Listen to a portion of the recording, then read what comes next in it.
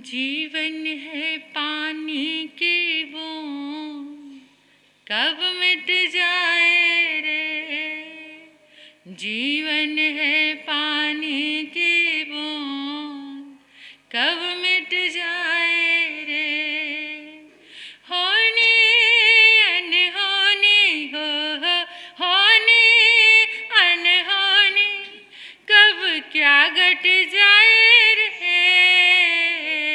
जीवन है पानी की बूंद, कब मिट जाए रे। जीवन है पानी की बूंद, कब मिट जाए रे। चारपाई पर लेटा है, पास न बेटी बेटा है। चारपाई पर लेटा है, पास न बेटी बेटा है। चिल्लाता पानी दे दो, कोई न पानी देता है। चिल्लाता पानी दे दो, कोई न पानी देता है। भूखा प्यासा ही हो, भूखा प्यासा ही एक दिन तू मर जाए रे। जीवन है पानी की बूंद, कब मिट जाए रे। जीवन है पानी की बूंद, कब मिट जाए रे। होनी अनहोनी हो, होनी अनहोनी, कब क्या घट जाए रे। जीवन है पानी की बूंद, कब मिट जाए रे। जीवन है पानी की बूंद, कब मिट जाए रे। मीठा मीठा बोले रे, वाणी को तू तोल रे। मीठा मीठा बोले रे, वाणी को तू तोल रे। शब्द किसी को न चुभ जाए, ऐसे वचन मत बोल रे। शब्द किसी को न चुभ जाए, ऐसे वचन मत बोल रे। वाणी प्राणी का हो, वाणी प्राणी का दर्पण कहलाए रे। जीवन है पानी की बूंद, कब मिट जाए रे। जीवन है पानी की बूंद, कब मिट जाए रे। जीवन को क्षणभंगुर मानते हुए कुछ आराधना से जुड़ जाओ। कुछ भी भरोसा नहीं है एक पल का भी। कितनी सुंदर हमने आराधना की, उत्तरायण आगम की, और 48 दिन तक ये आत्म आंगन साधना का एक मंदिर बना हुआ है। वैसे तो ये मंदिर ही है, ये तीर्थ भूमि ही है, लेकिन उसके ऊपर आप सभी ने इतने अच्छे से आराधना की। आगम वाणी को सुनते हुए, आराधना करते हुए कितना आनंद था। उन पलों को हमेशा अपनी स्मृति में बनाकर सभी ये संकल्प लेना कि हम उत्तरायण आगम की आराधना वर्ष भर करते रहेंगे। जरूर करना। इस साधना को करते करते, सहज साधना, अपने आप ही आपके भीतर से आपकी लेशाएं बदलने लगेंगी, घर का वातावरण बदलने लगेगा, आपके जीवन की सारी अशांति, सारी चीज़ें दूर होने लगेंगी। परमात्मा की इस आराधना को केवल शब्दों में नहीं, बल्कि अपने स्पंदनों में लेकर जाना, अपने भीतर में बसा लेना। प्रातःकाल का समय था, बहुत सुंदर वातावरण, बड़ी बड़ी चट्टानें, चट्टान पर एक वैदिक सन्यासी नागार्जुन, नाम सुना होगा, इतिहास का नाम है, काल्पनिक कथानक नहीं है, सत्य कथा है। नागार्जुन एक चट्टान पर बैठे हुए हैं। प्रातःकाल का समय, ठंडी ठंडी हवा चल रही है, आसपास पेड़ पौधे लहला रहे हैं। इतना सुंदर रमणीय स्थान, ऐसा साधना का, जिसको देखते ही कई बार कुछ स्थान ऐसे होते हैं कि जहाँ बैठकर अपने आप ही साधनाएं घटित होती हैं। मैंने अनुभव किया है, ऐसा ही ये आत्म आंगन है, जिस कक्ष में हमने 3 दिन तक साधना की। मैं चिंतन कर रही थी, मेरे चिंतन में एक बात चली, कहीं भी चातुर्मास किए हैं, मुझे कोई स्थान याद नहीं आता जाने के बाद। ऐसा सोचकर मन खुश होता है कि किसी चीज़ से मन इतना अधिक नहीं जुड़ता कि वहाँ की याद आती रहे, स्थान याद आता है। लेकिन मैं सोच रही थी कि मैं उस कक्ष को बहुत मिस करूँगी, मुझे बहुत याद आएगा। इसमें प्रवेश करते ही अपने आप साधना घटित होती है, मन शांत होकर आनंदित होने लगता है। इतनी अच्छी साधना, इतना परमात्मा का एहसास और इतना ज़्यादा उनके साथ करीबी महसूस हुई कि मैं उसे आपको बता नहीं सकती। तो मुझे ऐसा लग रहा था चातुर्मास के पल तो चरम की ओर बढ़ ही रहे हैं और कितनी शीघ्रता में चातुर्मास पूर्ण हो गया। मेरी अनुभूति है ये, बाकी सबका अपना अपना भाव होगा कि किसी को कैसा लग सकता है। मैं अपनी बात बता रही हूँ। मुझे लगा कि बहुत जल्दी अभी तो आए थे चातुर्मास, क्योंकि जब सुखद एहसास होता है तो दिन कब निकल जाते हैं पता भी नहीं चलता। तो ये क्षेत्र, ये भूमि और वो कक्ष एहसास दिलाए कि यहाँ कितनी साधना हुई है। वहाँ के स्पंदन जब स्पर्शित करते हैं, अपने आप ही एक पल भी आंखें खोलने को मन नहीं करता था। हर समय आंखें बंद करके बैठकर इतना अच्छा ध्यान और जब साधना में, पता नहीं उस अनुभूति को मैं आपके सामने एक्सप्लेन नहीं कर पा रही हूँ, बस उसको महसूस कर रही हूँ, फिर भी थोड़ा बता रही हूँ। आप भाग्यशाली हैं जो इस साधना भूमि से जुड़े हैं और आपको आने का अवसर मिलता है। सब लोग नहीं हो सकते, सबका पुण्य जागृत नहीं हो सकता, कुछ का ही होता है जिनका भाव करता है। देखो, मैंने बहुत लोगों को प्रेरणा दी कि आप इस अनुष्ठान को पूर्ण करना। कुछ ने संकल्प किया और संकल्प के बाद भी बीच में अंतराय आ गई, और कुछ ने उस बात को स्वीकार किया कि चाहे कुछ भी हो जाए, हमें उत्तराधीन आगम भक्तामर अनुष्ठान पूर्ण करना है। आपके समक्ष में जो साधना आई, तीर्थंकर परमात्मा की ही साधना। मेरे जीवन का मेरा एक मकसद है कि अगर जुड़ना है तो तीर्थंकर साधना से जुड़ो। तीर्थंकर ऊर्जा से जब तुम जुड़ जाओगे तो कुछ भी तुम्हें और देवी देवता से मांगने की जरूरत। शासन देव, शासन माता, इनका उपकार है हमारे जीवन में, लेकिन उनकी गुहार, उनकी मंजिल कौन सी है? कौन सी मंजिल है उनकी? तीर्थंकर। सबकी मंजिल तीर्थंकर है जो तीर्थ की स्थापना करते हैं। अगर तुम तीर्थंकर भगवान से जुड़ गए, तीर्थंकर साधना से तुम जुड़ गए, फिर बाकी और किसी भी चीज से तुम्हें जुड़ने, मेरा ये विश्वास और श्रद्धा है, और ये शायद बहुत अच्छी बात है। तो इसलिए आप अपने बिल्कुल तीर्थंकर साधना, यहाँ पर तीर्थंकर ऊर्जा की ही साधना हुई है।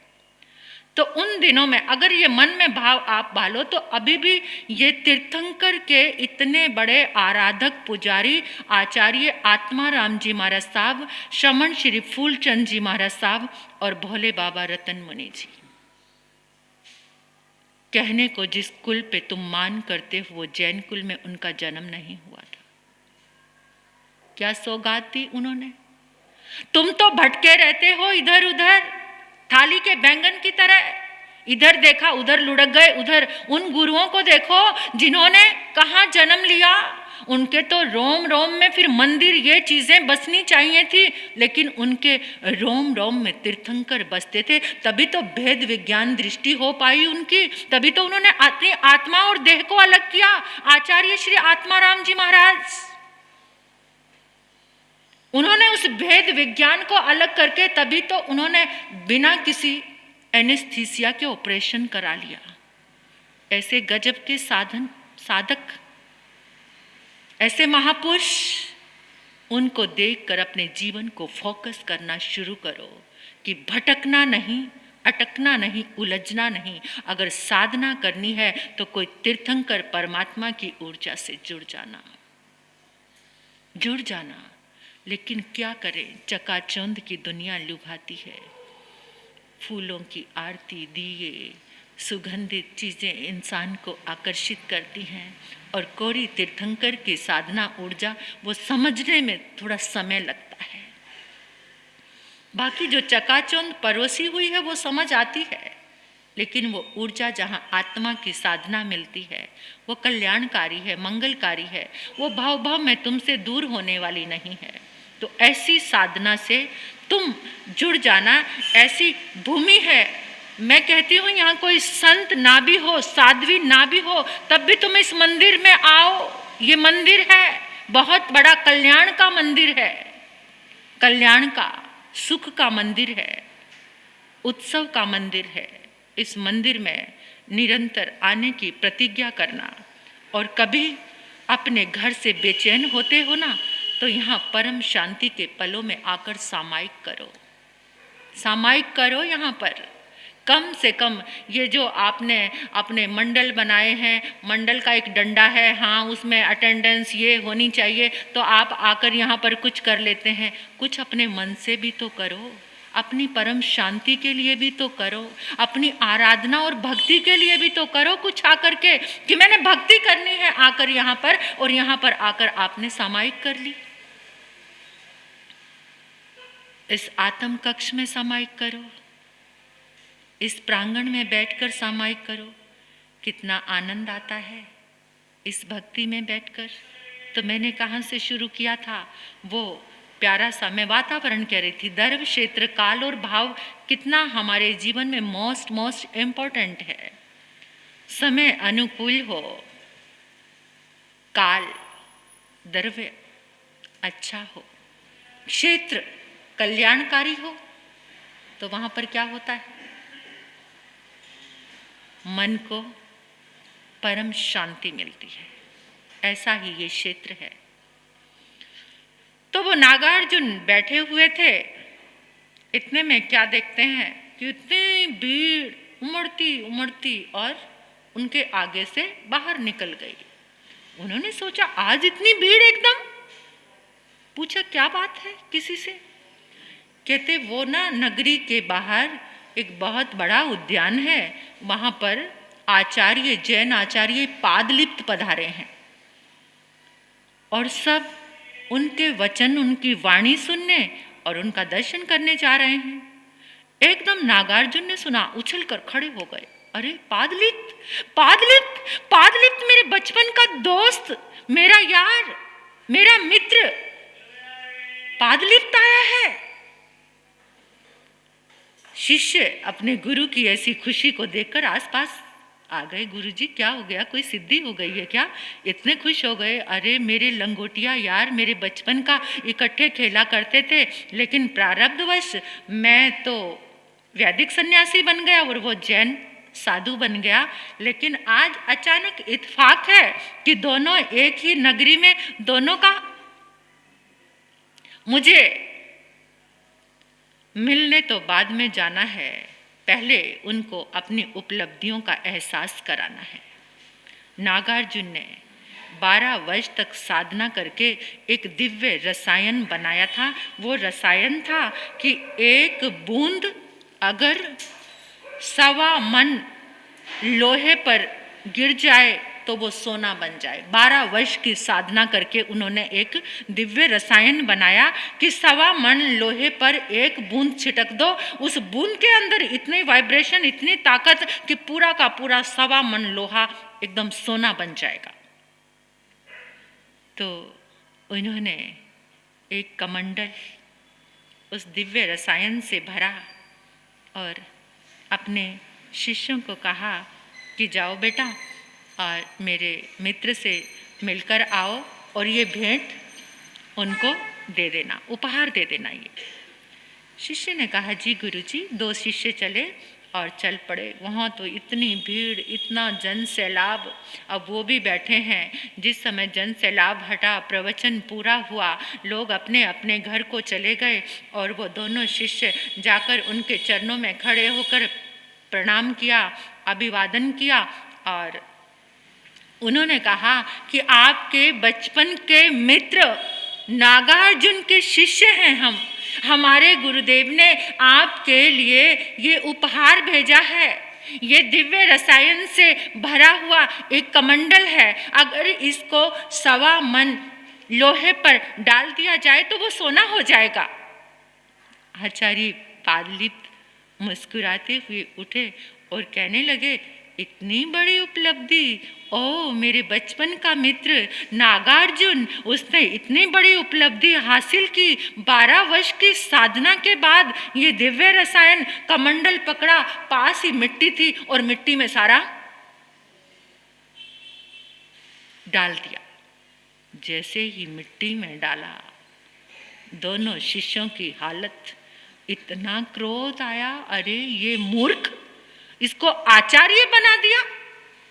इसको इतना भी पता नहीं कि ये रसायन प्राप्त करने में 12.5 वर्ष लगे और इस मूढ़ अज्ञानी ने। लेकिन पहली बार मिले थे, गुरु का आदेश भी नहीं था, कुछ कहा नहीं और एकदम कसमसाते हुए हाथों की मुट्ठियां तो बिची। उसी समय पादलिप्त कहते, लौटना मत अभी, मुझे भी अपने मित्र के लिए कुछ भेंट भेजनी है।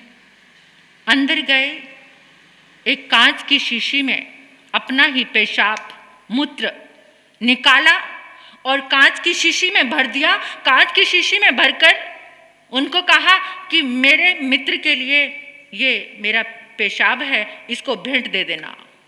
वो कहते, इतना बड़ा अपमान, इतना बड़ा अपमान, मूत्र मेरे गुरु को भेंट के रूप में। गुरुजी भी बड़ा इतरा रहे थे ना अपने बचपन के मित्र से मिलने के लिए।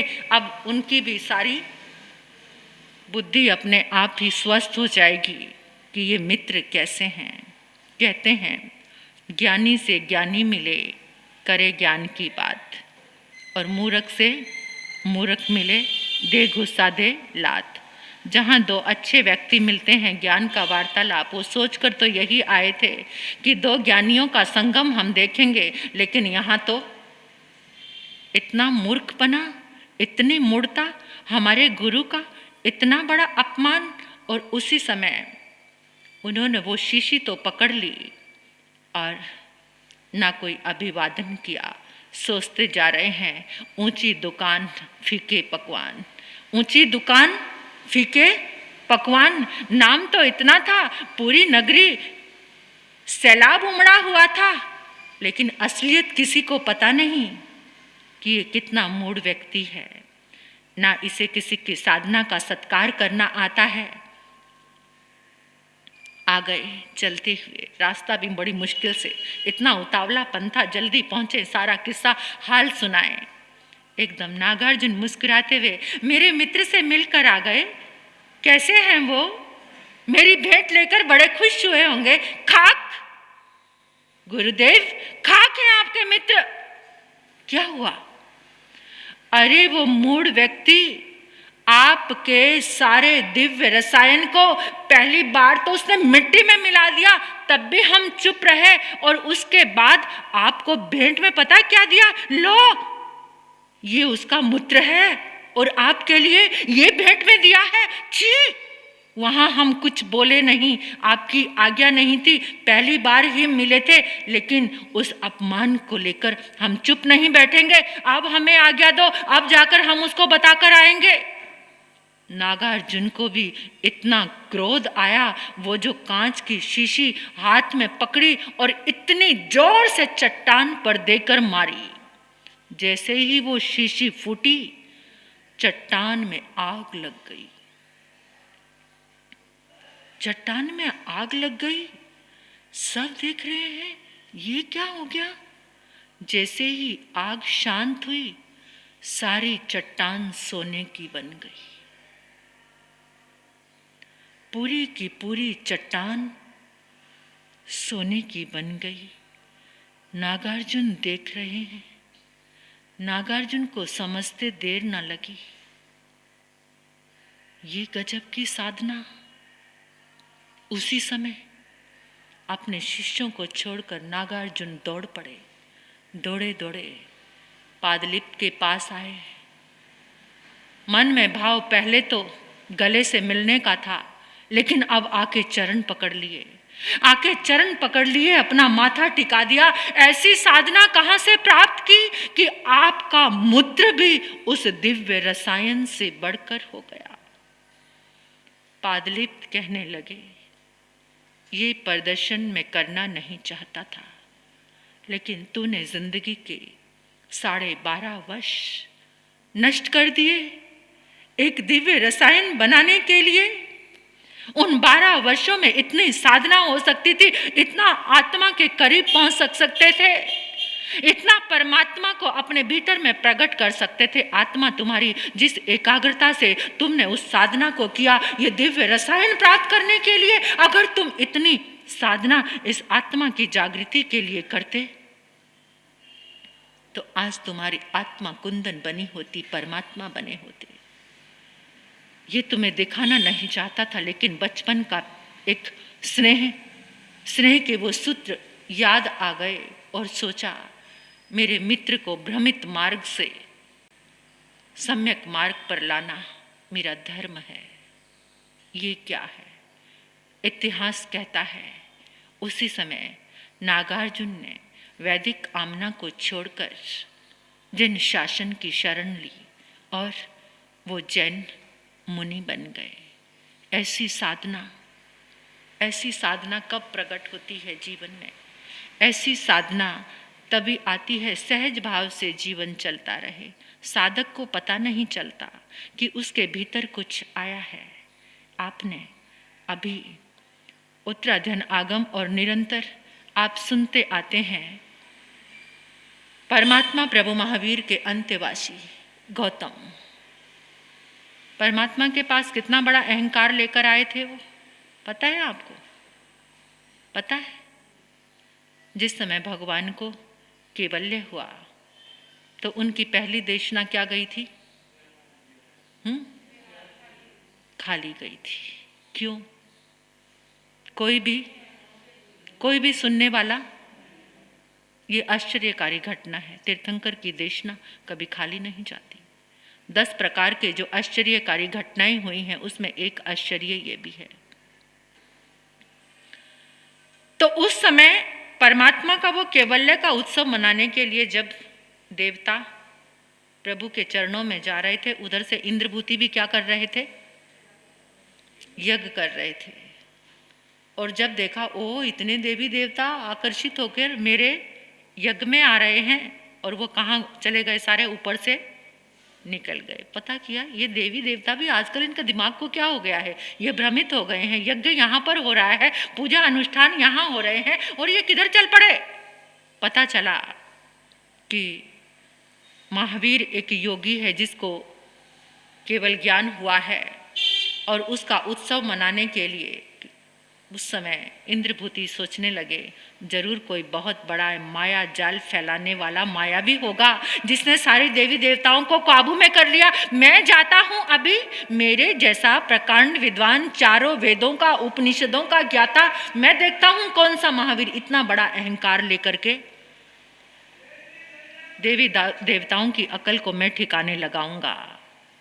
कि साधना यहाँ है और भ्रमित होकर, और जैसे ही भगवान महावीर के औरे में गौतम पहुँचते हैं, इंद्रभूति गौतम, तो उसी समय प्रभु उनका नाम संबोधित करके कहते हैं, इंद्रभूति तुम आ गए।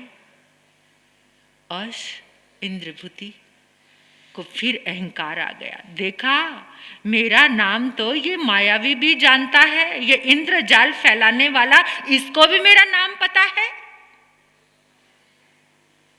लेकिन आत्मा के विषय में ध्रुव, उत्पात, वय, ये परमात्मा ने जो संदेश गौतम को दिया, इंद्रभूति को, जिसकी जिज्ञासा का समाधान अभी तक हुआ नहीं था, और अहंकार को लेकर आने वाला इतने विनय से भर गया, इतने विनय से भर गया, जीवन पर्यंत वो विनय कैसे चलती रही, कैसे चलती रही। 4 ज्ञान भी हो गए, सबके मन की बात को समझने वाले गौतम अपनी हर मन की बात का समाधान प्रभु से हो सकता है। इतनी विनय टटोलते हैं हम अपने आप को, देखते हैं छोटी सी उपलब्धि आती है तो इंसान कितने बड़े अहंकार से भर जाता है। लेकिन वास्तविक रूप में जो सच्चा ज्ञान जिसके पास होगा, वहाँ विनय आती है।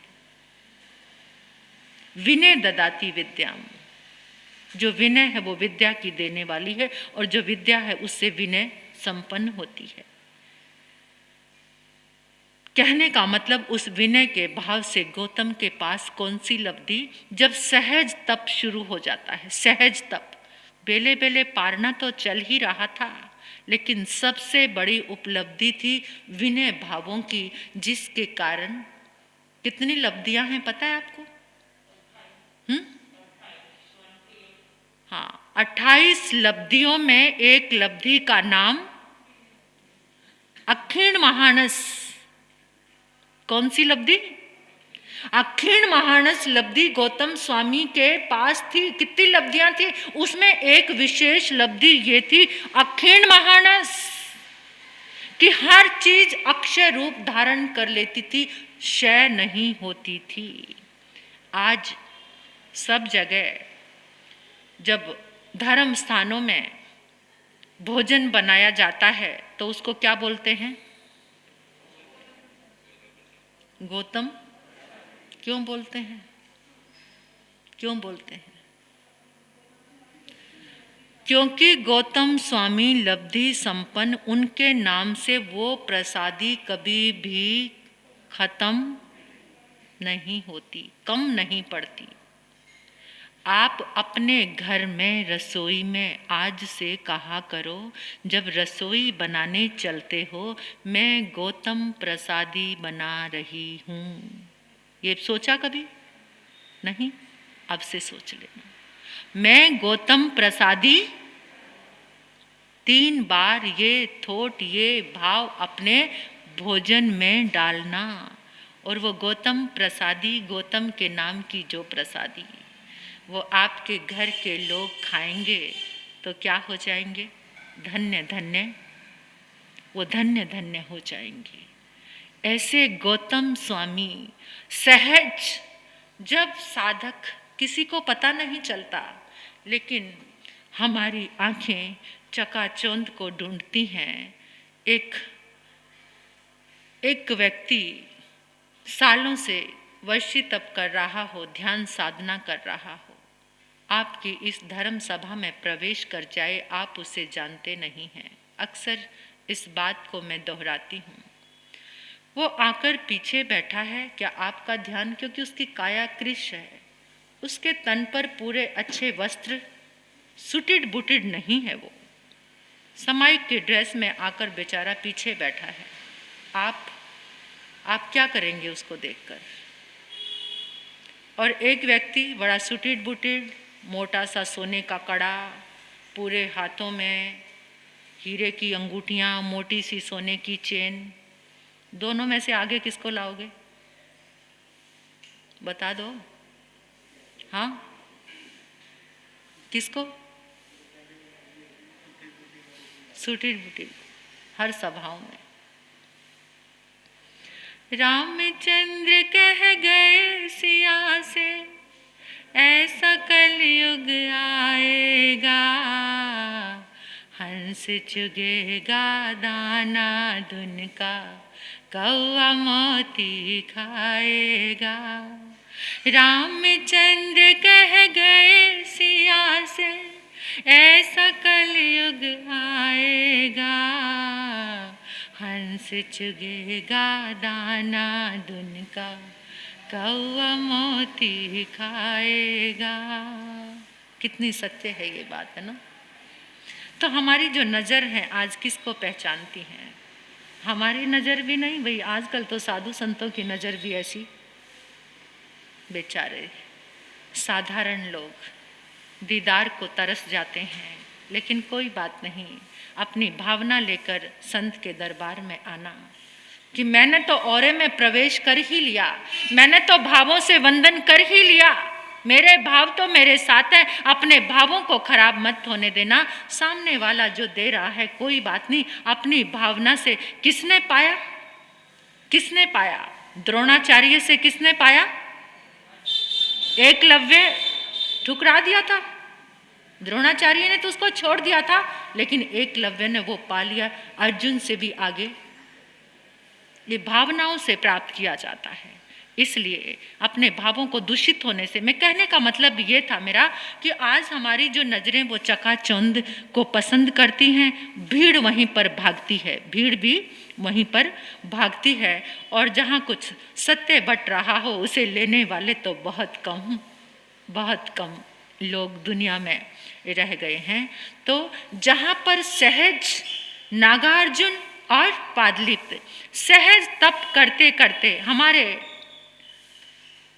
पंजाब के जैन सितारे हिंद पंजाब परिवर्तनी जिस परंपरा से हम जुड़े हुए हैं, हमारी गुरु परंपरा में ऐसे पंजाब परिवर्तनी महासती श्री पार्वती जी महाराज जिस पात्र में थूका करते थे ना, वो राख भरी होती थी उसमें, और उस राख में क्या आ गया था पता है आपको? जालंधर में एक सेठ जी थे, श्रावक जी, उनके पेट में फोड़ा था, जड़ों वाला फोड़ा कहते थे पहले कैंसर को। उसका ऑपरेशन था। उन्होंने सोचा, पहले माँ सती जी के सबका भाव होता था, पहले तो एक बहुत सुंदर सी परंपरा, एक संस्कार होते थे, बच्चों के पेपर होते थे तो पहले महाराज साहब का मंगल पाठ सुनने आते थे। और आजकल के बच्चे, मैंने देखा नहीं किसी बच्चे को कि कोई बच्चे पेपर के समय महाराज साहब से मंगल पाठ सुनने के लिए आए। ये होता था पहले। किसी को कोई हॉस्पिटल जाना होता था, पहले महाराज साहब के पास मंगल पाठ सुनकर जाए हैं, 4 शरणें लेकर जाएं। ये श्रद्धा का भाव होता था। आज तो कूच कर गई है श्रद्धा, ये हमारे भाव ही खत्म हो गए हैं, इसलिए ज़्यादा रोग परेशानियां बढ़ गई हैं, क्योंकि धर्म से भाव दूर हो गए हैं। तो उस समय वो श्रावक जी आए और माँ सती जी अंदर जालंधर में स्थानापति चल रही थी, बुढ़ापे का जोर था, उनको कफ आता था, तो राख की पात्री पट्टे के पास रखी रहती थी, उसमें वो थूका करते थे। तो वो श्रावक जी आए तो महासती जी दूध वगैरह कुछ लेने के लिए सुबह का अपना आहार लेने अंदर गए हुए थे। उसके पेट में बहुत तेज जलन हो रही थी। एकदम उसको इतनी श्रद्धा आई और उसने वो पात्री में से थोड़ी सी राख उठाई और अपने पेट पे मलनी शुरू कर दी, इतना ज़्यादा तकलीफ हो रही थी। तो महासती जी आए, कहते श्रावक जी ये क्या कर रहे हो, आज्ञा भी नहीं ली आपने, बिना आज्ञा के कैसे आपने मेरे पात्र को स्पर्श किया? तो वो हाथ जोड़कर कहने लगा, बाप जी बोलते थे उनको, बाप जी क्षमा करना, अगर जिंदा रहा तो आके दंड लूँगा, मैंने आपकी आज्ञा के बिना आपकी पात्री को छुआ तो मेरे बहुत भयंकर जलन हो रही थी और मैं मंगल पाठ सुनने आया हूँ, ऑपरेशन है मेरा। माँ सती जी ने मंगल पाठ दिया। वो ऑपरेशन थिएटर में डॉक्टर ने उसका पेट खोला, वहाँ पर कोई फोड़ा नहीं है, कोई फोड़ा नहीं वहाँ पर। डॉक्टर उसके एक्सरे देख रहे हैं, रिपोर्ट देख रहे हैं, उसका पेट देख रहे हैं। वापिस स्टिचेस किया, उसके होश आने का इंतज़ार करने लगे। जब उसको होश आया तो पूछने लगे, इस दौरान जब से डेट दी थी ऑपरेशन की, कौन से डॉक्टर का इलाज किया? इस बीमारी का इलाज तो आज तक नहीं है, तो उस समय कहाँ से होगा? आज इतना साइंस इतने आगे चली गई है, इतने नए नए प्रयोग आए हैं, लेकिन आज भी कैंसर का इलाज, परफेक्ट इलाज आज भी नहीं है। तो उस समय वो कहने लगा, मेरे डॉक्टर से मिलना चाहते हो, देखना चाहते हो? उसने सारी बात बताई। डॉक्टर्स की पूरी टीम महासती जी के चरणों में आई, उनको प्रणाम करने लगे, और वो व्यक्ति रो रो कर गदगद कह रहा है, ऐसी साधना सहज जिसके थूक में साधना आ जाए। मेरे गुरुवरिया महासती श्री प्रवेश कुमारी जी महाराज साहब, जम्मू चातुर्मास था। मैंने उस दिन बताया था कि 47 साल की उम्र में तो वो देवलोक गमन ही हो गए। जिस समय वो प्रवचन फरमाया करते थे, उनके बहुत जोर लगता था शरीर का, और पहले समय में ऐसी ये साधन भी नहीं होते थे कि आवाज़ दूर पहुंच जाए, बिना माइक के बोला करते थे। तो उनका पूरा शरीर पसीने से भीग जाता था। इतना गुन्नी जी बताते हैं कि चद्दर को निचोड़ लो तो इतना पानी निकलता था, मतलब इस कदर उनको पसीना आता था प्रवचन करते हुए। तो एक लड़की आती थी प्रवचन सुनने, उसके चेहरे से जो फिंसियाँ, छोटी छोटी फिंसियाँ से उसका चेहरा भरा रहता था, ठीक नहीं होता था। तो उस दिन जैसे वो गुन्नी जी को वंदना करने लगी, उनके पाँव से पसीना ऐसे पानी की तरह बह रहा था। तो वो लड़की कहने लगी कि अचानक उसके मन में आया कि इनका पसीना अपने चेहरे पे लगा लेती हूँ। उसने वो पाँव से पानी की तरह पसीना अपने हाथों में लिया और चेहरे पे लगा दिया। उस दिन के बाद उसके चेहरे पे कोई दाना भी नहीं हुआ, यानी उसका चेहरा ठीक हो गया। हमारे पूजा ज्योति जी महाराज साहब, अभी अलवर चतुर्मास है, अभी बात चली ये सहज साधना की, तो मेरा मन हुआ ये गुरुओं की प्रभावना होती है और साधना की, जिसके लिए आप के मन में एक पल भी अनुराग भाव आ जाए, एक पल के लिए भी अनुमोदन आ जाए, तो अनंत कर्म की निर्जरा हो सकती है। उनके यहाँ पर पूजा ज्योति जी महाराज साहब के इस उंगली में इतना बड़ा मौका था, मस्सा, और वो कांटे कांटे वाला था, ऐसे ऐसे कांटे कांटे से बाहर निकले हुए थे, इतना बड़ा। गुन्नी जी मैं वैरागन थी, तो उस समय गुन्नी जी तो नहीं थे, लेकिन उनकी फोटो लगी हुई थी वहाँ। उस फोटो के ऊपर जो धूल मिट्टी थोड़ी कभी लग जाती थी, उन्होंने क्या किया, अपने हाथ से फोटो को पोंछ के जितने हाथ में कण आए धूल के, वो उस मस्से पे लगा दिए। मेरे सामने की बात है ये, उस पे लगाए, और जब वो सुबह सोकर उठ रहे हैं तो वहां पर कोई मस्सा, इतना मोटा था, बिल्कुल कांटे वाला।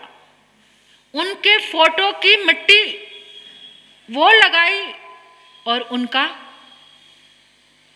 ये ऐसी सहज साधना के परिणाम होते हैं। कोई साधक अपने आप नहीं बताता, लेकिन अनुभव करने वाले की श्रद्धा पर डिपेंड करता है, श्रद्धा पर डिपेंड करता है कि किस तरह से। तो ऐसे ही पादलिप ने नागार्जुन को कहा कि मैं इस साधना का प्रदर्शन करना नहीं चाहता था, लेकिन तू समझता भी तो कैसे समझता, तुझे सत्य धर्म पर लेकर जाना कि जिस 12.5 वर्ष में तू इतना कुछ उपलब्ध कर सकता था, तूने जिंदगी के वर्ष ऐसे ही गुजार दिए। इन जिंदगी के सालों में तू अब संभल गया है, तो ठीक है, पुनः इस जिन शासन को अपनाकर अरिहंत सिद्ध पंच परमेष्टि की आराधना कर, सिद्धियां लब्धियां तो अपने आप ही चली आती हैं।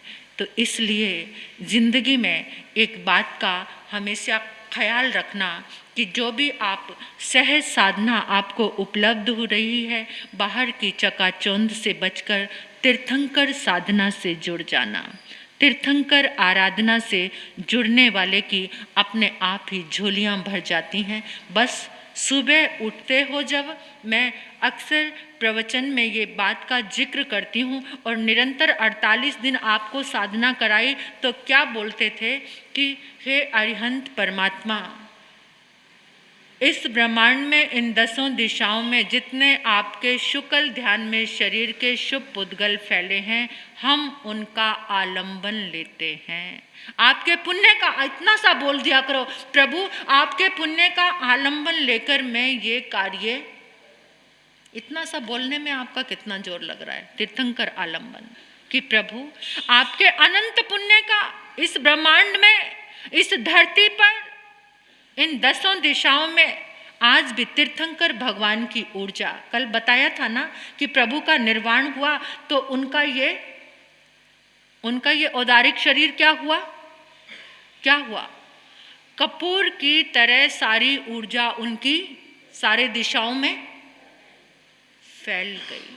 तीर्थंकर नाम कर्म शरीर के शुभ पुद्गल आज भी यहाँ विद्यमान हैं। गौतम स्वामी ने उन पुद्गलों के साथ अपना तारतम्य भाव स्थापित किया और अंतर में ज्ञान कैवल्य प्रकट हो गया। और गौतम स्वामी ने ये विधि दी हमें कि परमात्मा के उन दिव्य तरंगों से एकम एक होकर के आप अपने आप को परमात्मा की अनुभूति में ला सकते हो। संसार के कार्य करते हुए भी, सामायिक करते हो, उस समय भी प्रभु की ऊर्जा का आलंबन लेकर करोगे तो उसमें बड़ा आनंद आएगा। तो इसलिए किससे जुड़ना है? चंद लोग ही जुड़ जाओ। सारी दुनिया तो एक दौड़ में भाग रही है, भागते चले जा रहे हैं। जहाँ कुछ चमत्कार हो रहे हैं वहाँ पर तीर्थंकर से बड़ा जिंदगी का चमत्कार, जिसे तीर्थंकर शरण मिली, उससे बड़ा जिंदगी में और कोई चमत्कार मुझे नहीं लगता कि होगा।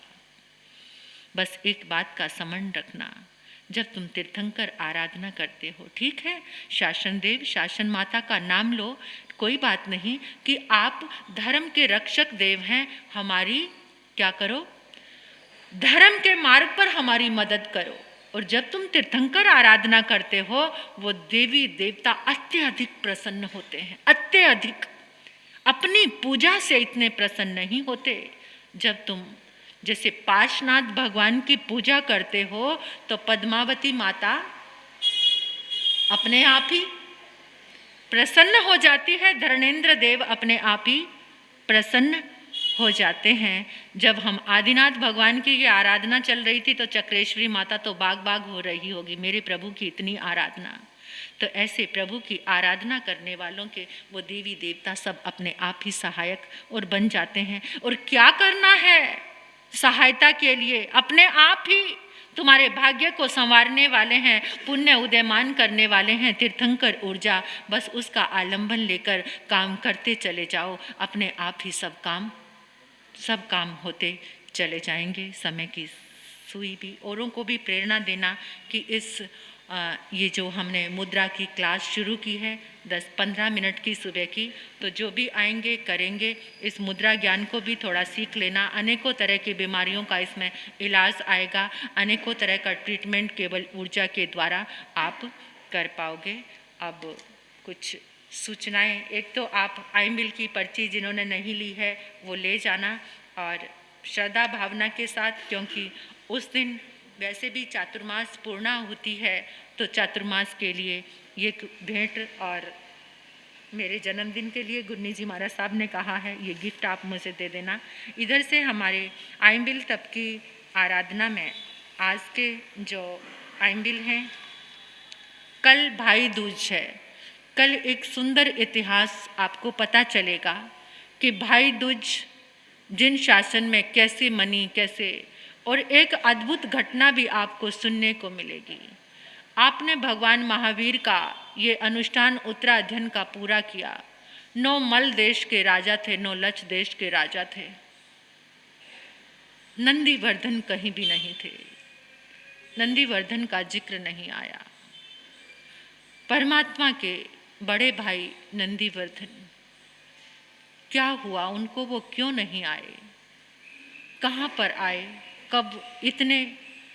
इतने सालों में नंदीवर्धन का क्या हुआ? और भगवान के निर्वाण के बाद क्या हुआ? भाई दूज का एक बहुत बड़ा इतिहास आप कल आकर सुनना और इन बहनों से भी एक तिलक करवा लेना। धर्म का तिलक, परमात्मा के शासन का तिलक, कल आप वो तिलक भी करा लेना।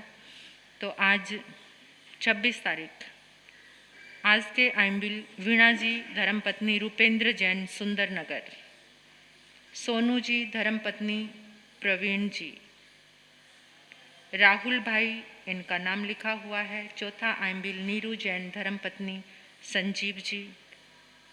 कोई आए हैं आइम्बिल करने वाले? आइम्बिल किसी का? कोई सुबह तो शायद बड़े महाराज साहब से करा कर गए हैं। थोड़ा ध्यान रख लो, इतने दिन ईमानदार रहे हो चातुर्मास में, इन 12-13 दिन में भी आपकी ईमानदारी ज़रूरत है इसकी। तो इस तब की लड़ी को आप खंडित ना होने देना। कल के आइम्बिल की लड़ी में कुशव जैन गुल चमन गली, जो भी आसपास से आए हैं उनको सूचना दे देना। भूमिका धर्मपत्नी वरुण जैन शिवपुरी, उनको संदेश मिल जाएगा। प्रमोद जैन धर्मपत्नी श्री सुभाष, यही है पता नहीं, प्रमोद जैन इनका भी आइम्बिल है। और चौथा आइम्बिल है शिफाली जी धर्मपत्नी गौतम जैन।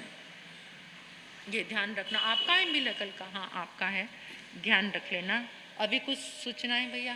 बस भगवान के जयकारे बुलाकर बोलिए भगवान महावीर स्वामी की, लब्धिधारी गौतम गणधर भगवान की, सभी आचार्य भगवंतों की, श्री आत्म शमन रतन गुरुदेव की। जैन सितारे हिंद महासती श्री पार्वती जी महाराज साहब की। परम विदुषी महासती श्री प्रवेश कुमारी जी महाराज साहब की। तपाचार्या तप चक्रेश्वरी उपरवर्तनी गुन्नी मैया श्री मोहन माला जी महाराज साहब की। शासन प्रभाविका गुन्नी मैया श्री पुनीत ज्योति जी महाराज साहब की जय। तप सूर्या माँ साध्वी श्री निधि ज्योति जी महाराज साहब की। संसार के सभी महापुरुषों की, जैन धर्म की जय। संति करे लोए पत्तोगी मुत्रंग श्री चितारी मंगलवंता मंगलम सिद्धा मंगलम साओ मंगलम केली प्रणतो धम्मो मंगलम चेतारी लघुतमा रियंता लघुतमा सिद्धा लघुतमा साओ लघुतमा केवली प्रणतो धम्मो लघुतमा चेतारी शरणं पवज्जामि रन्ते शरणं पवज्जामि सिद्धे शरणं पवज्जामि साओ शरणं पवज्जामि केवली प्रणतो धम्मो शरणं पवज्जामि।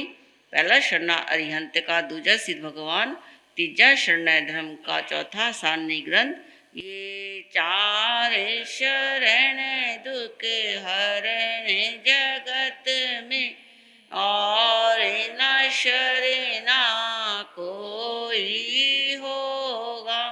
जो भवे प्राणी करे आराधन, उसे का अजर